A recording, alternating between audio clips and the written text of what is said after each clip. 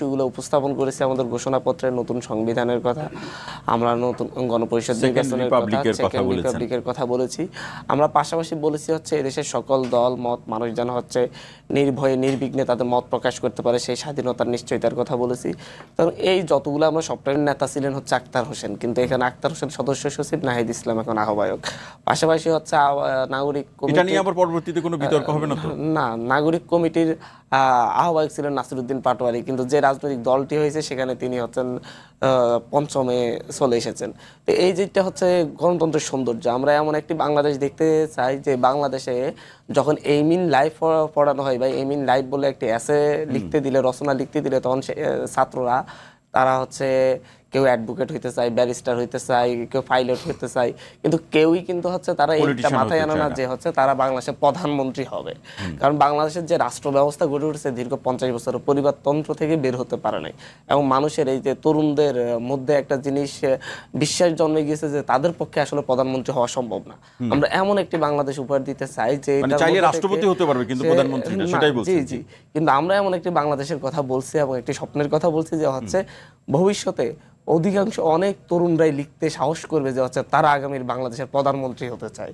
তো এই জায়গাটা থেকে হচ্ছে আমাদের এই স্বপ্নটা আমরা মানুষ হচ্ছে আমাদের এই দেশের মানুষ আসলে আমাদের ডাকে, আমাদের যে লিডারশিপে যারা আছে তাদের ডাকে, এবং আমরা যে বিষয়গুলোর জন্য আমরা মানুষকে ডাক দিচ্ছি সেটাতে মানুষ কতটুকু সাড়া দিচ্ছে। মানুষ যদি হচ্ছে সেই 5ই আগস্টের মতো ধীরে ধীরে আমরা যে আন্দোলন গড়ে তুলেছি সেই আন্দোলনের মতো যদি মানুষ আমাদের ডাকে সাড়া দিয়ে আসে তাহলে অবশ্যই প্রত্যেকটা বিষয় পরিবর্তন আনা সম্ভব। মানুষ যেটা প্রত্যাশা করে সেটা আমাদের মধ্য দিয়ে পরিবর্তন হবে ইনশাআল্লাহ। আপনি বলছেন যাবে বিরোধী অবস্থান থেকে দেখার তো প্রেক্ষাপট রাজনৈতিক গ্রামার অনুযায়ী সেটি বিবেচনা করতে হবে, সেইভাবেই আপনারা দেখবেন।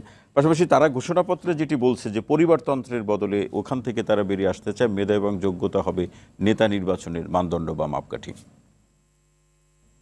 এবং আমি আশা করব যে বাংলাদেশের যে অবস্থা, বাংলাদেশে পতিত সরকার, স্বৈরাচার সরকার চলে যাওয়ার পরে রাজনীতিবিদদের বড় বড় রাজনীতির সংখ্যাটা অনেকটাই কমে গেছে, যে বিএনপির সাথে এখন ওই আপ এন্ড ডাউন অনেকটা হয়ে যায়, মানে ব্যালেন্স অফ পাওয়ার বলতে যেটা বোঝায় পাল্লা দিয়ে চলার মতো অবস্থা নাই। আমি আশা করব যে এরকম দলগুলোর উদ্ভাবনের মাধ্যমে সৃষ্টির মাধ্যমে আমরা যেন এমন হয় বাংলাদেশের সংসদগুলো এমন হয় যে কোনোটা 151 বা 160 পেল, আরেকটা হয়তো 100 পেল, হ্যাঁ, আরেকটা আর বাকিগুলো 10-20টা 2-3টা পেল। তাতে হয় কি গণতন্ত্রের যে বিউটি বলতে যে শব্দটা এটা প্রস্ফুটিত হয়। যে যদি এমন হতো, তো আমি এই দল যে আজকে যে দল ঘোষিত হলো এবং আরো 2-1 দিনের মধ্যে আরো কয়েকটা দল ঘোষিত হয়েছে ছোট ছোট, সেগুলো সবকিছু মিলে সবাইকে মিলে মনে করি যে কাজ দিয়ে এগিয়ে গেলে এক সময় না এক সময় সেটা সবার চোখে লাগবেই এবং মানুষ সেইখানে ভর করবে। তাদের ঘোষণাপত্র শুনে বা নিশ্চয়ই আপনিও পড়েছেন, সেখানে যে ভিন্নতা তারা রাখার চেষ্টা করেছে এবং যেটা হান্নান মাসুদ একটু আগে বললেন যে সাধারণ মানুষের যে মন্তব্য প্রত্যাশাই তাদের প্রত্যাশা, এখন গণতন্ত্র এটি তো ভাষা, আপনার সকল রাজনৈতিক দল সেই কথাই বলছে, কিন্তু আসলে বাংলাদেশের রাজনীতি অনুযায়ী বাস্তবতা কি? আপনারা স্বাগত জানাচ্ছেন যে মাঠে আসো। না, অবশ্যই মাঠে আসার জন্য প্রত্যেকটা আমরা রাজনীতি করি, আরেকটা দল আসছে তাদেরকে ওয়েলকাম জানাবো আমরা, এটাই স্বাভাবিক।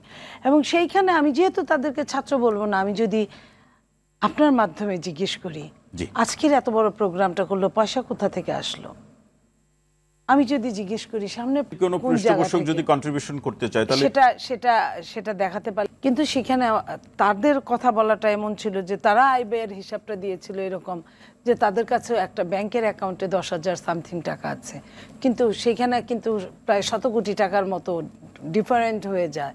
যে আমরা যদি নেটেই দেখি, তাদেরটাও নেটে দেখেছি, অন্যটাও নেটেই দেখেছি। তো এই জায়গাগুলো কিভাবে তারা ফিল আপ করবে?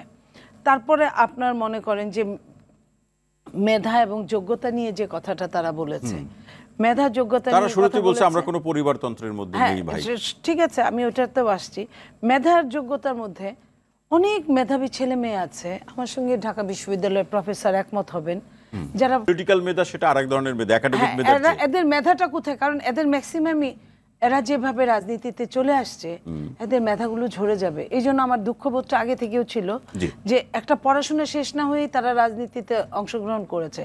রাজনীতি এত অড জায়গা, এটাতে সময় দিতে গেলে আর অন্য সময় তার মানে আপনি বলছেন একই সাথে দলের বিকাশের প্রশ্ন অনেক চ্যালেঞ্জের মুখে অনেক পড়তে হবে। চ্যালেঞ্জের নীলুফার চৌধুরী ম্যাডাম, অনেক আলোচনায় আমরা গত 2 দশক 2.5 দশক বা তারও বেশি শিক্ষকতা জীবনে করেছি, সেগুলো মাসুদদের সময় পর্যন্ত পৌঁছায়নি, কারণ আমাদের হয়তো বয়সের ব্যবধান বা আমরা ওইভাবে শিক্ষার্থী হিসেবে তাদের পাইনি। মাসুদকে আমি উনি যেখানে পড়েছেন তারা ব্যবস্থাপনা শিখবেন, তারা নেতৃত্বের অধিকার, এটা শুধু আমরা বলতাম, কিন্তু অনেক দশকের মধ্যে আমাদের পরিচিতরা দল গঠন করবেন, জাতীয় নেতৃত্বে আসবেন, এটা কিন্তু দেখার সুযোগ হয়নি।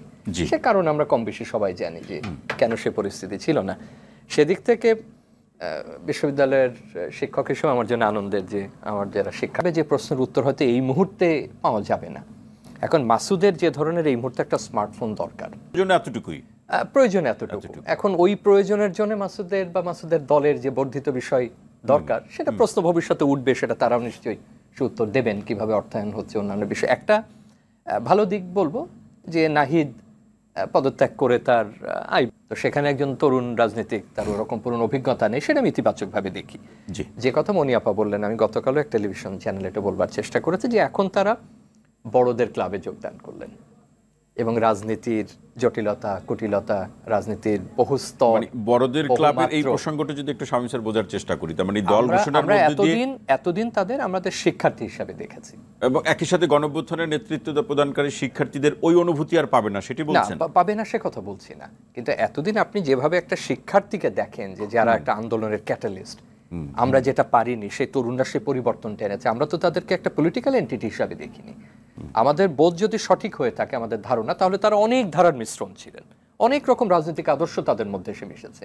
আমরা নাম উল্লেখ নাই করি, জি। কেউ কেউ আছেন যে রাজনৈতিক আদর্শ না, কিন্তু তিনি একটা অন্য ভাবাদর্শে অনুপ্রাণিত হতেই পারে, মানুষের তো বহু রকম আদর্শ থাকে। আমার মনে হয় যে মাসুদও নিশ্চয়ই একমত হবে যে বহু ধারার বহু মতের মানুষ তাদের সঙ্গে এই গণঅভ্যুত্থানে অংশ নিয়েছেন, তারা নেতৃত্ব দিয়েছেন, তরুণ যুবারা অংশগ্রহণ করেছেন, বাকিরা সম্পৃক্ত হয়েছেন, এইভাবেই তো আন্দোলনটা তৈরি হয়েছে। জি। এখন রাজনৈতিক দল যখন তৈরি হয় তখন তো আপনি পোলারাইজড হলেন, আপনি একটা কিছু, এটাও একটা পোলারাইজেশন, যেমন বিএনপি একটা পোলারাইজেশন, অন্য দল একটা পোলারাইজেশন, তার একটা নীতি আদর্শ দল দেখবে। এর সাথে রাজনীতি তো সরল পথে যায় না আমাদের অঞ্চলে, সুতরাং তার বহু স্তর আছে, বহু মানে এই মাত্রা আছে, দেখতে গিয়ে কি হতে পারে? একেবারে সহজ কথা জটিল কুটিল দিক আছে, কি হতে